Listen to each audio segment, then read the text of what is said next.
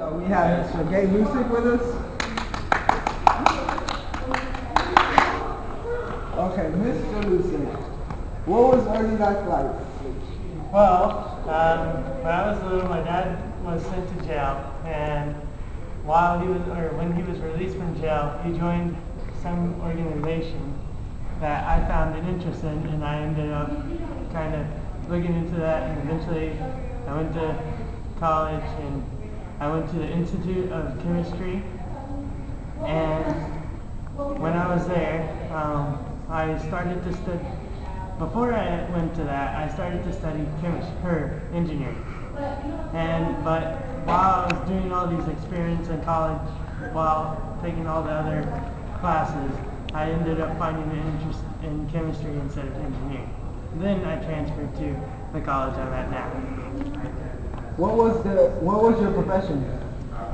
Well, I'm a French chemistry and physics teacher now, and so I just had a big interest in chemistry. Was there any experiments you conducted while Yes. While I was working with some of my fellow colleagues, we ended up exploding together some of the given volumes of hydrogen and oxygen, getting these combined elements. And while we were doing that, we also did some study on air molecules, atoms, and all these other things. And later, we found out that the ideal density of a gas changes with its temperature. How did you come up with the law? Like I just told you, we did a lot of experiments, and we eventually came up with a hypothesis, we tested it, and formed the... Did anybody help you collaborate in your experiment, or was yes. it by yourself that you conducted this experiment? Mr. Charles actually helped me out with my work, and eventually we were the ones that published it and formed the stuff. Very interesting. Well, thank you, Mr. Lucic. Thank you. Nice having you on the Today Show. We're back with another chemist right here named Robert Boyle. Oh yeah, Mr. Boyle. What was your early life like? Well, I was born on January 25th, 1627, in Ireland. I was the seventh son of 14 kids, and my father was Richard Boyle, who was Lord Treasurer of the Kingdom of Ireland. And then I was fostered into a local family after because we had to go take care of it. Oh, very interesting, Mr. Boyle. What can you do with Boyle's Law? How does it apply to us? How can you do Boyle's Law? How does it apply? No, what can you do with Boyle's Law? Oh, well, you can determine how much the pressure changes when the volume changes and vice versa. So it's basically the opposite thing. Yeah, like, And what was your profession? I was a chemist. I am a chemist. Oh, pretty interesting. Is that all you major in, chemist, or? Yeah, ever since I was little, that's all I studied. Okay, you know how you said your law works vice versa, right?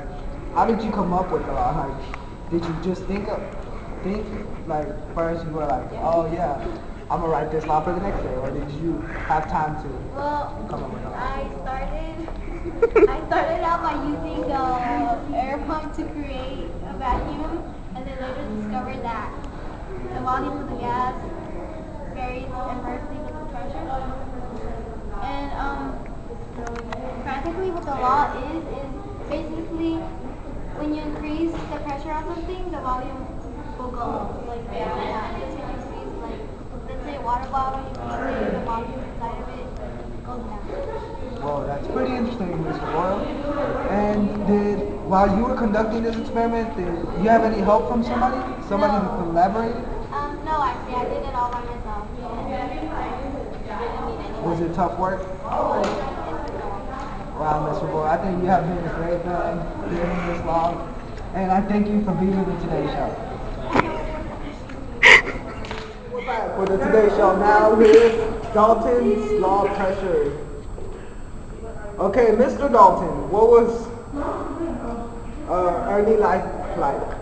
Well, I was born into a Quaker family in Eaglesfield, England, and my mother was a Quaker, and I helped my brother start a Quaker school when I was around the age of 15.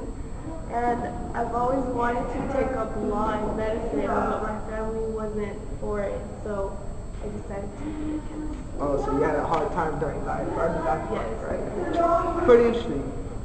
What was your profession? I was a chemist,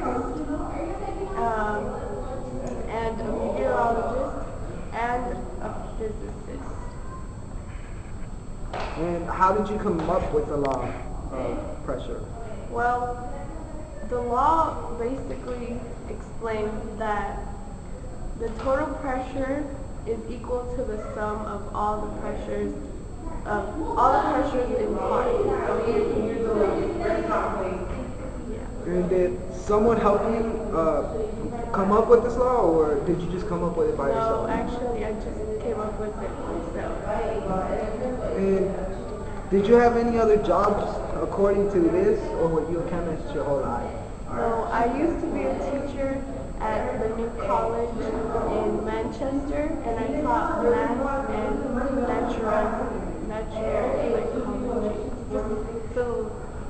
philosophy. And who influenced you in life? Well, an Eaglesfield Quaker named Elu Robinson, he was a big component meteorologist, and he influenced me to becoming a meteorologist as well as a physicist. And I helped him in his postdoc in 1787. Oh, so he was the one who gave you the idea of studying chemistry, right? Yes, I was very much influenced by him. Very interesting, Mr. Dalton. And right now we are done with Mr. Dalton's interview, and thank you, Mr. Dalton, for being on the show. You're welcome. Okay, hi. Today on the Open Wonder Show, we are going to have Mr. Charles from Good morning, Oprah. So, I just have a couple of questions for you. Can you tell me a little bit of what your early life was like? Oh, well, I was born on November 12, 1746 in the Agency Laurier, France. And I was a ministry. I was a Ministry of Finance in Paris. However, my interest eventually came into science. And So, France, yeah, France, that's what you yes, I'm France. What was your profession? My professions were in aeronautics, volumes of gases, and changes with temperature. Mostly volumes and gases and changes with temperature. I was interested by that. Okay, so I was really interested in your law, so how did you come up with it?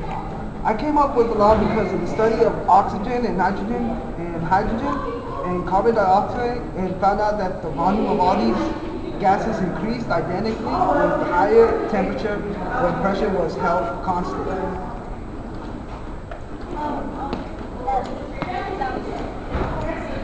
It does, but once you are a professor like me, you can understand this.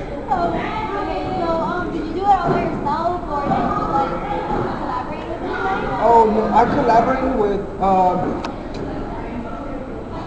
Gay Lustig, and I was aware that Henry Cavendish discovery of hydrogen. And I kind of knew already on August 27 when I launched the first hydrogen-filled balloon using gas, and I produced the gas by the reaction of sulfuric acid and iron fillings. And I came up with a lot. Gay Lustig did more extensive and more precise experiments and published his similar findings in 1802, as did English scientist John Dalton. So they're basically the main scientist who I collaborated with. And he acknowledged my original work, and I, with the aid of the brothers of Nicholas and Aim G. Robert, became the first humans to ascend in a hydrogen balloon just 10 days later. I had a far greater height, almost about 3,000 meters, and was obtained thanks to the superior lift of the hydrogen balloon. I had designed and helped build this balloon. Okay, well, thank you for coming here today and helping us. Alright.